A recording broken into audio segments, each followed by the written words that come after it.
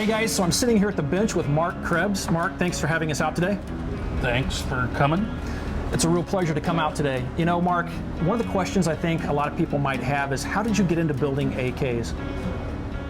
Well, when I went to gunsmithing school back in '80, I bought a M71 Volman, and we'd go out killing rabbits every night, and did I say that? Every night? Well, a lot,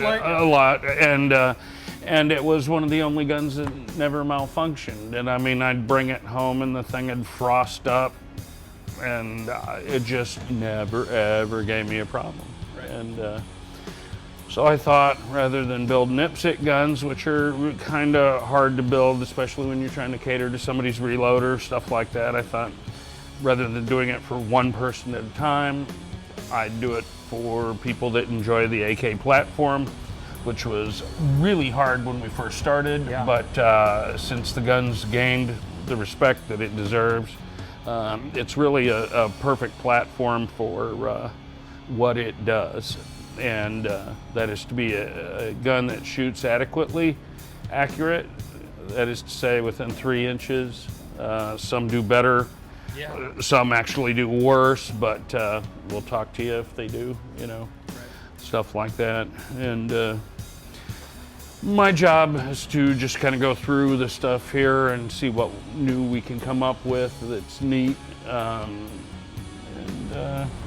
then you have some of the guys here in the shop help you build stuff. And the guys in the shop are the ones that build the stuff. I get in there sometimes, but the fact of the matter is they do it. so you focus on coming up with new ideas and things like that? And keeping Nowadays, the product yes. lines evolving? Right, right. Well, you've certainly come up with some really neat ideas. I know you've been out to the property a couple of times. I've had the chance to shoot your 6.5, which is just an amazing rifle. And you're talking about the accuracy. You said 3 inches. I'll never forget the look on your face when we walked down range with the SOCOM 308. Right, And got that the 5-shot iron sight group at 1 inch. I was impressed with that. I thought, oh my God, that was just something else. Well, Mark, I really appreciate it again for you having us out today. We're going to take a look at the shop. You're going to show us around a little bit, and we're going to see what goes into building a Krebs custom AK. Yeah, I hope you ask guys questions and see what they got to offer. Great. Thanks, Mark. No problem. One of the most common questions people have about a custom rifle like a Krebs custom rifle is, what am I getting for my money? If I can buy a rifle for, say, $800, why am I paying $1,200 to $1,800 for the rifle? What goes into the building of that rifle? I'm here with Patrick from Krebs Custom, and Patrick's going to explain to us what Patrick and the other guys here in the shop do at Krebs to build a Krebs custom rifle. Can you tell us a little bit about what you have going on here? Yeah. When we get a base rifle in, we strip it down completely. We're going to remove everything, remove all the guts. We're going to drill out the trigger guard back here. We're going to move everything forward. These get welded up. The chicken scratch here, which isn't on all guns, but it comes on some guns. Right. We're going to take that down. That gets welded over. We're going to polish that smooth. These holes are going to get welded up. On the bottom here, there's going to be, there's usually a hole on the bottom right there.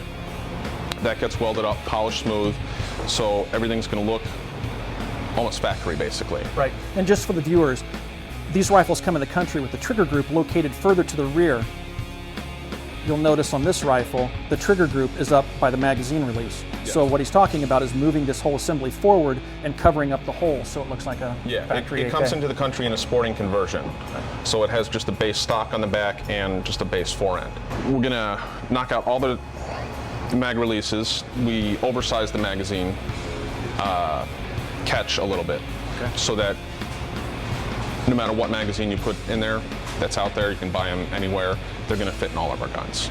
On the inside, feed ramps, extremely important when they come in. This one does not have a feed ramp, so that's going to get a feed ramp here. It's it right here. Rear sight support towers. Not all of them are straight.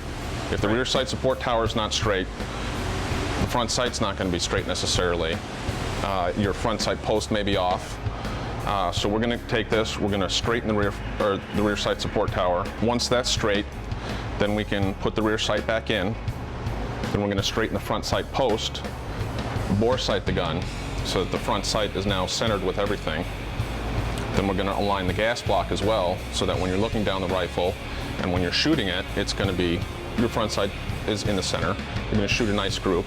Your front sight's not going to look off. Your front sight post isn't going to be off to one side or the other, which you see in a lot of AKs. Right, they are. it's a surprisingly common flaw with the AK rifle. Yes. These blocks and sights will be twisted and turned.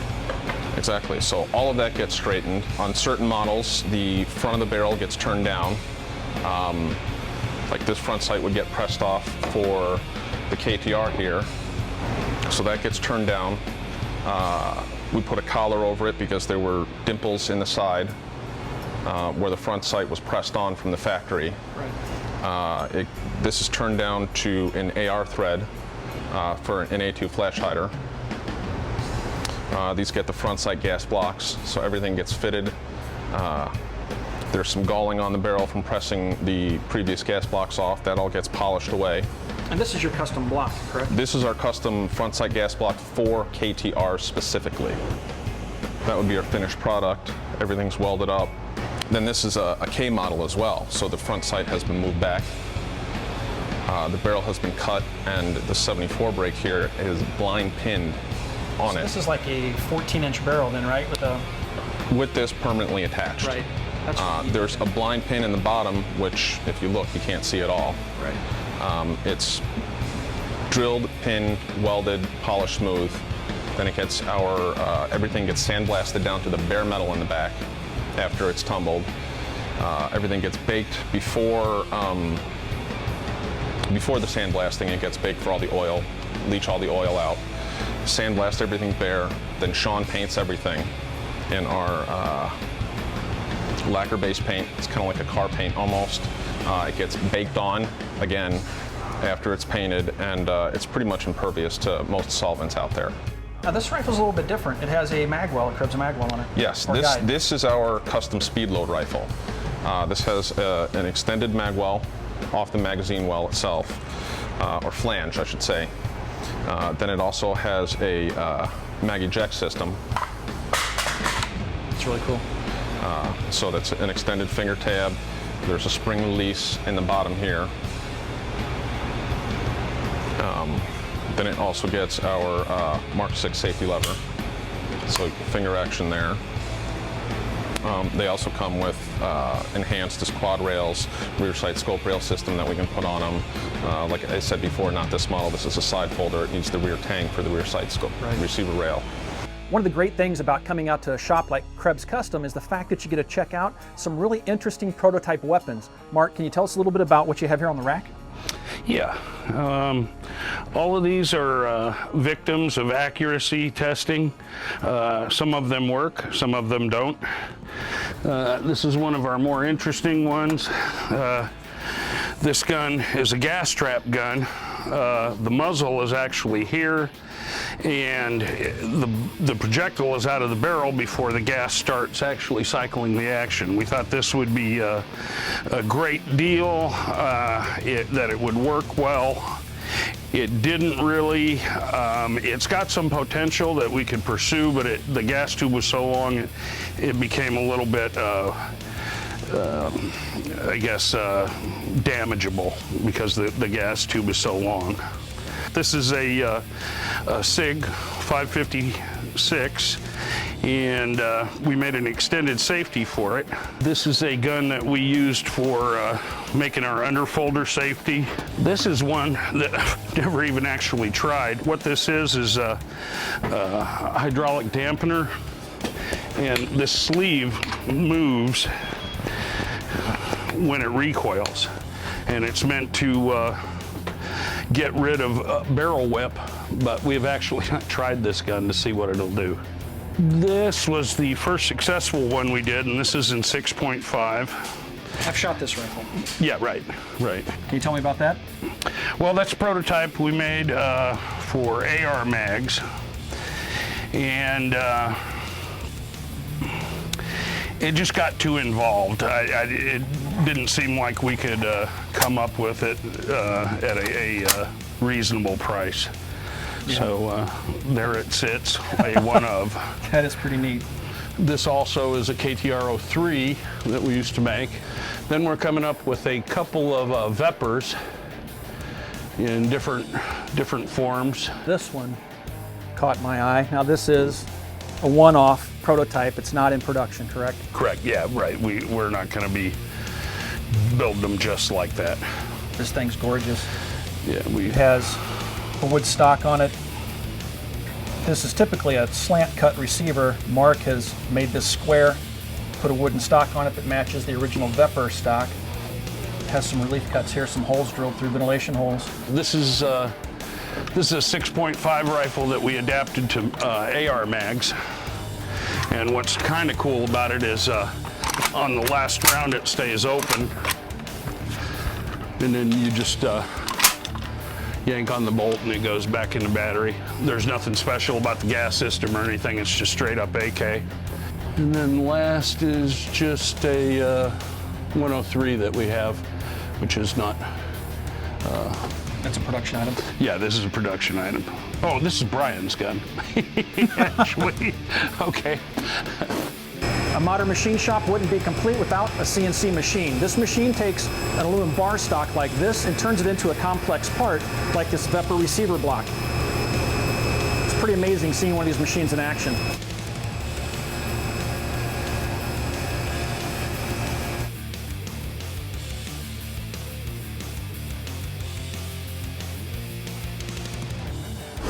One of the features you can specify on a Krebs rifle is the ability to engage or disengage the safety lever with the shooting thumb on the left-hand side of the receiver. It's a Galil style safety. The attention to detail is evident when you take a look at the standard Tapco grip that the AK uses. There's a relief cut here on the left-hand side that allows the lever to move freely. You can see that cut here. This is something that I thought I would point out. When you buy an AK, the triggers aren't necessarily known for being very good triggers, but when you buy a Krebs AK, the triggers are completely polished. Here I'm holding a hammer. It's a Tapco trigger component, but you can see that this has been polished all around. The sear surface has been recut, as well as the trigger hook, so that the engagement is perfect, and as they say, it breaks like glass. Also, the disconnector has been polished as well. I have a standard Tapco hammer compared to the Krebs hammer here, so you can see the differences in the polishing. That's the front of the hammer, and here's the back. This makes a world of difference when you fire the Krebs Custom AK. One of the reasons you want to buy a custom rifle is because of the quality that goes into the building of that particular rifle. Krebs has a series of books up here that cover all their production items. Each one of these books has a checklist for that particular rifle. It's a quality control checklist. Down here we have envelopes of completed checklists that cover about the span of 4 years of every rifle that was built. Inside the checkbook, you have a checklist of all the things that they test before sending the rifle out.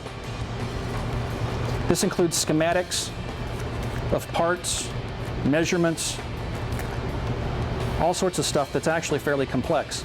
I'm here with Sean, and Sean is in the final stages of putting this Saiga 12-gauge shotgun back together. He's going to be going through the quality control checklist, and we're going to watch that process in action. Sean? First step on the checklist is that the bolt carriage tracks freely. That's a yes. Next is safety tension for our enhanced safety. Make sure it's movable. Safety function. Tightness of the grip on the stock. We have that. Check the rear sight with the peep aperture insert. Next is the trigger pull. Make sure you got a smooth release on the disconnector. And then a nice smooth clean pull on the trigger. Overall fit and finish. Basically, that's a given.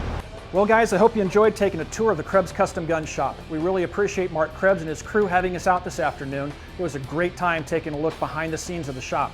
If you guys have any questions about what you saw here this afternoon, you can ask those questions on our Facebook page. You can find us on Facebook at www.facebook.com/military arms. As always, everybody, thanks for watching. Thanks for those subs. We'll talk to you guys soon.